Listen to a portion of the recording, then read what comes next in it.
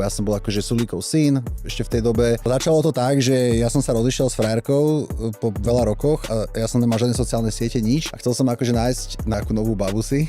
To som mal asi tak 22, 23. Tak som si založil Instagram, dostal nejaké fotky, lebo však cez Instagram sa to dá jedine, podľa mňa v tejto dobe, alebo tak, že je to také najefektívnejšie, tam si niekoho nájsť. No a potom som rozmýšľal, že ako ešte viacej zvýšiť nejaký svoj dosah na Instagrame, aby som mal väčší záber na dievčatá. Tak som si začal robiť také tie Q&A na Instagrame, také tie otázky chodili mi otázky od followerov a som tak akože úprimne odpovedal.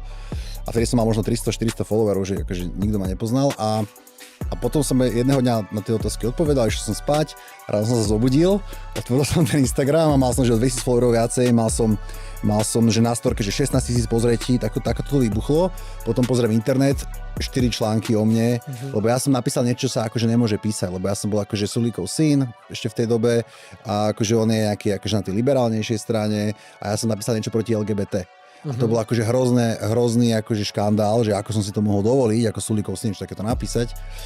Tak sa začala Hanzelová ma zdieľať a hentaká Simona komedy a všetky tieto feministky ma začali akože zdieľať, že som aký som zle vychovaný. A tak som si vtedy uvedomil, že wow, že to si tu človek nemôže ani povedať svoj názor, bez toho, aby začali šikanovať, linčovať.